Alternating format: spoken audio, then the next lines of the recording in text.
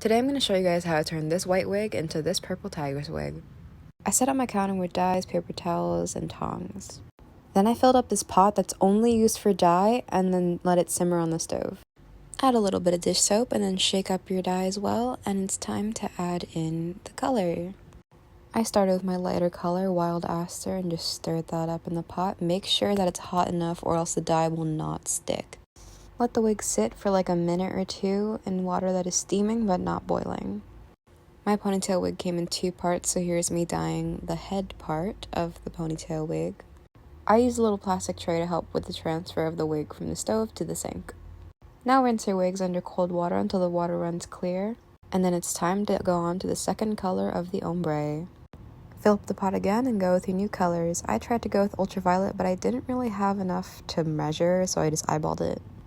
The process is basically the same as the last time, just hold it in a little longer, maybe hold it in a little more evenly, because you'll see in a bit that I didn't exactly dye everything evenly. Like, you can definitely recognize where the dye washed out. Anyway, it was too late to fix it, so I just dried it and went on to styling. I started off with drying and flat ironing the entire thing around so that it was all smooth and ready for styling. Don't be alarmed by the patchiness, it gets fixed once I put it into a ponytail somehow. Anyway, now it's time to tease or back comb the bangs. This is to make it fluffy or give it volume. You gotta hairspray it and then hair dry it and then just comb it all out again.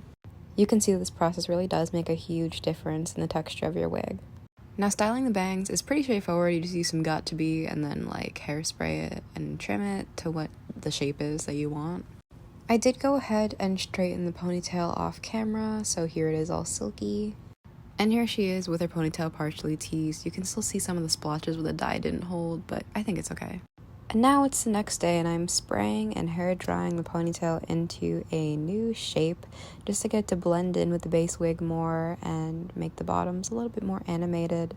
Looking back, I should probably go back with gel and make it a little more defined, but I think that it served its purpose for pictures. And here's the finished product. Like I said, I'm probably going to go back later with some gel and put it on the tip just to make it a little sharper.